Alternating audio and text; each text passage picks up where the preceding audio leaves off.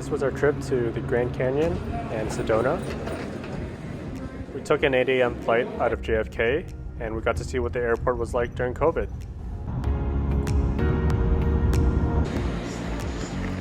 Hey friends, we're going off to Scenic. Wish us luck. So we're here at JFK and as you can tell there's pretty much nobody here. It's pretty surreal. Check that out. Just completely empty here. Alright, we're going in.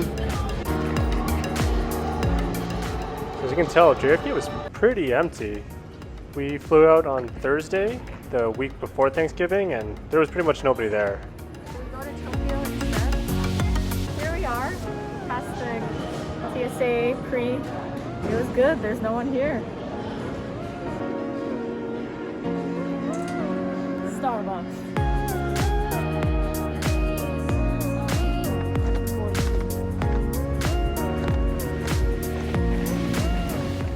Other than lining up, everything was pretty distanced. American Airlines doesn't get rid of the middle seat, but everyone was wearing a mask and I thought it felt pretty safe flying. In front of you and your larger item in the overhead compartment.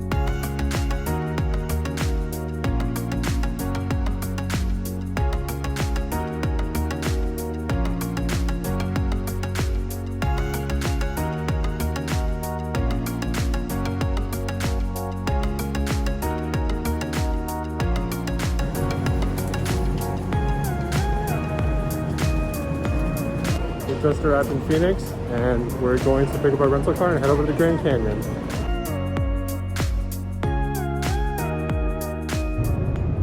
The drive from Phoenix Airport to the Grand Canyon was around 4 hours and we drove straight there after landing. We stayed at the Yavapai Lodge, which is actually in the park. All the rooms are newly renovated and it's really close to the canyon. I highly recommend staying there. We caught the Grand Canyon right after sunset and took a few cool pictures before we went back to the hotel and slept.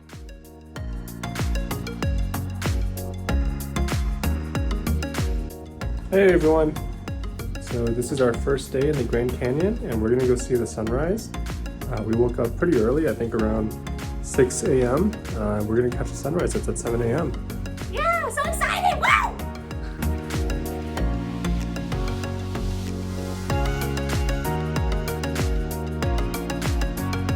So we're here, we're at Mather's Point and we're gonna see the Grand Canyon for sunrise.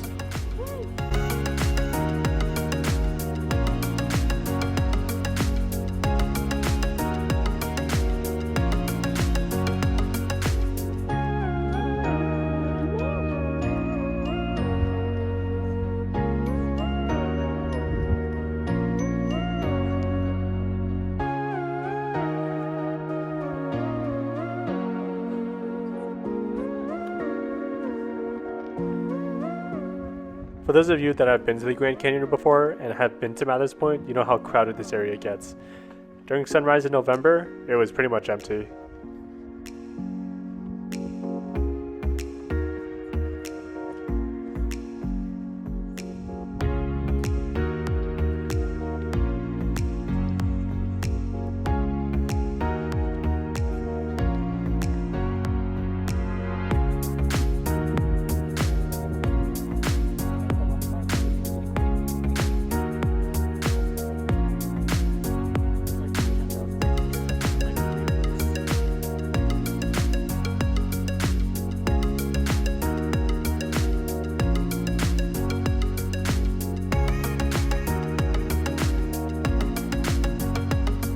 Hey guys, so we're here at the Grand Canyon, right at the Bright Angel Lodge, and we're about to do the Bright Angel Trail. Ah, exciting! The Bright Angel Trail to Plateau Point is a 12.2 mile hike down the Grand Canyon and back out again. Make sure to bring lots of water. Going down is easy, but going up is a lot harder.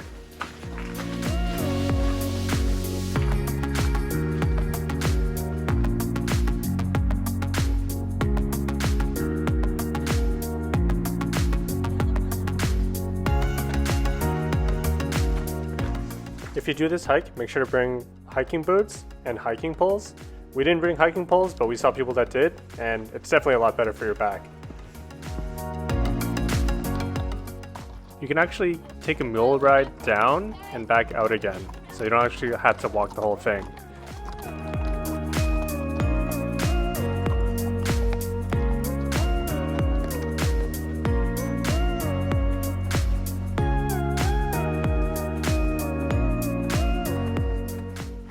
It takes around 2 hours from the Bright Angel Trailhead down to Indian Gardens, and when we were there we got to see a few deer settings, which is really neat. Oh my god.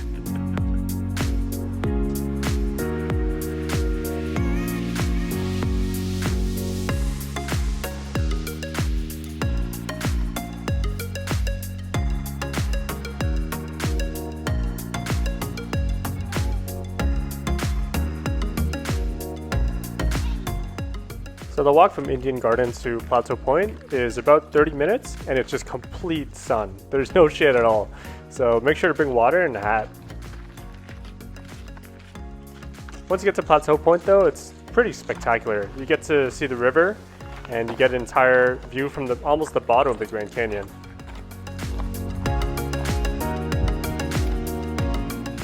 Videos don't do it justice. When you're actually there, you can see so far down and so far away, it's kind of breathtaking.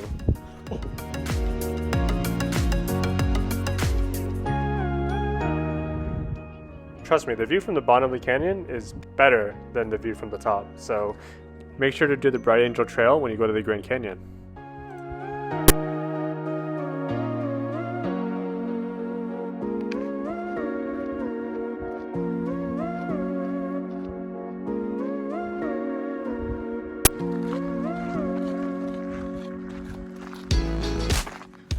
Now we're on our way up. We started going up at around 1 p.m. The sun sets at 5, and we slowly made our way up, as you can tell.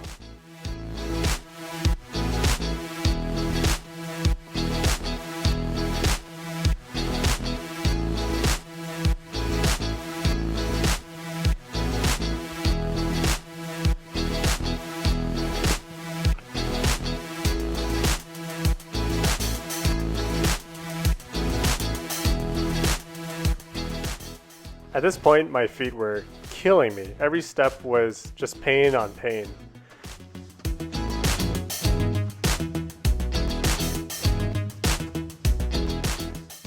We made it just in time for sunset, and if you think sunrise is amazing in Grand Canyon, I think sunset's even better.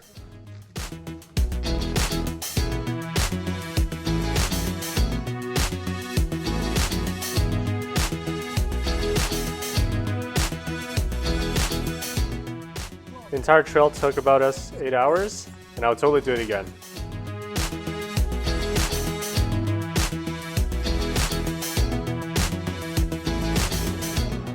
We then ate dinner at the Altivar Hotel, which is where Teddy Roosevelt stayed back in the olden days. Super cool hotel, food was mediocre, but the atmosphere was awesome.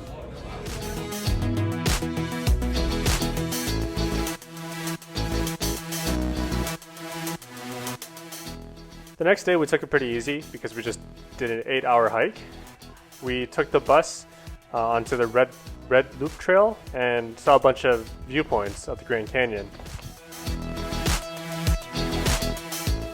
We visited around 5 different viewpoints, and they were all spectacular, but I think we both thought that the hike had better views from the bottom. We got some cool edge shots, and don't worry, there's ground underneath there, so it's not a complete drop off to the bottom. If you visit the south rim of the Grand Canyon, we recommend doing the Bright Angel Trail, but if that's too strenuous, then we recommend checking all the different viewpoints outside of Mather's Point so you can avoid the crowds.